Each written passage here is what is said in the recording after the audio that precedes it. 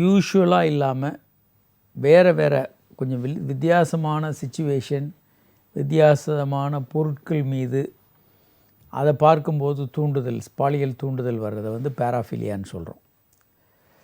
இது நிறைய வகைப்படும்.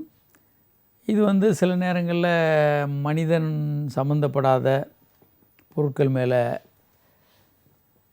ஆசைப்படலாம். பல்வேறு விதமாக இருக்கலாம். குழந்தைகள் பல்வேறு சம்மந்தப்பட்டதாக இருக்கலாம். இப்படி ஏராளமான விஷயங்கள். பேராஃபிலியான்றது படத்தில் பார்க்குறீங்க, பொருட்களாக இருக்கலாம், முறையாக இருக்கலாம், ரெண்டுமே சேர்ந்ததாக இருக்கலாம். இந்த எல்லாமே சேர்ந்து பிரச்சனைகளை கொண்டு வரலாம்.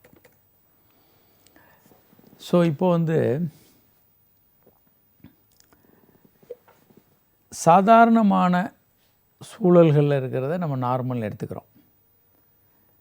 பேராஃபிலியான்றது ஒரு அப்நார்மல் சிச்சுவேஷன். இதில் சில நேரங்களில் வயலன்ஸு, மற்ற பிரச்சனைகளும் உள்ள வரலாம். என்னென்ன பேராஃபிலியா இருக்குது? பேராஃபிலியா அப்படின்றது ஃபெட்டிஷ் அப்படின்வாங்க. ஒரு சில ஆப்ஜெக்ட் மேலே ஒரு ஈர்ப்பு, அதை பார்த்துட்டு சுய இன்பம் பண்ணுறது.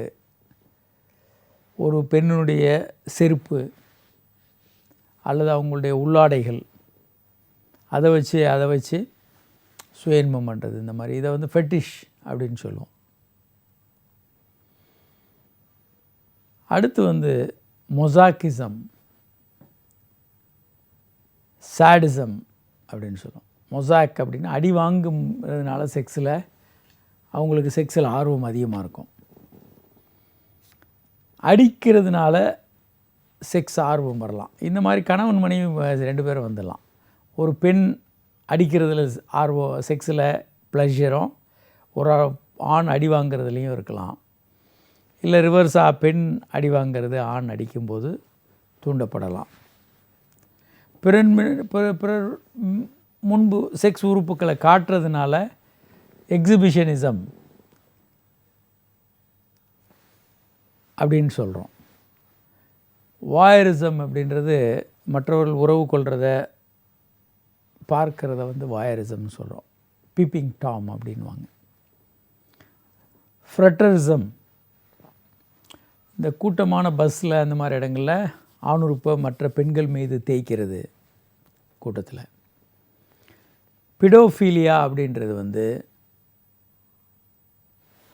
ஒரு குழந்தைகள் மீது குழந்தைகளோட செக்ஸ் பண்ணுறத பிடோஃபிலியான்னு சொல்கிறோம்.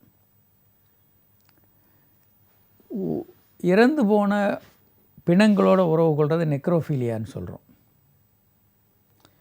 மிருகங்களோட உறவு கொள்கிறத ஜூஃபீலியான்னு சொல்கிறோம்.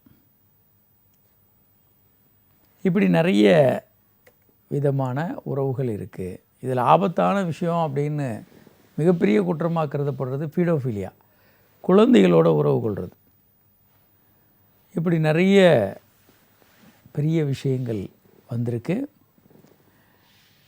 இதை பற்றி தான் இப்போது சமீபத்தில் தமிழகத்தில் மிகப்பெரிய பிரச்சனைகள் வந்தது.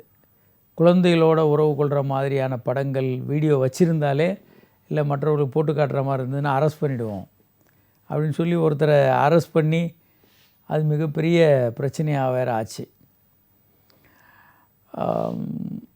போலீஸ் அதிகாரிகள் அதை சொல்லி நிறைய பேர் ஒரே தமிழ்நாடே கலைபரமாச்சு, ஃபேஸ்புக்லேயும் வாட்ஸ்அப்லேயும். அப்போது இது ஏன் வருது இன்னும் தெளிவாக தெரியலை.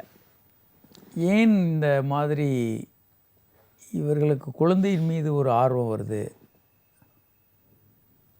ஒரு வித்தியாசமாக இருக்கிறதுன்ற உணர்வா என்னன்றது தெரியல. பல குழப்பங்கள் இருக்குது இதில். இது ஏன் காரணம் அப்படின்னு யாராலையும் சொல்ல முடியல.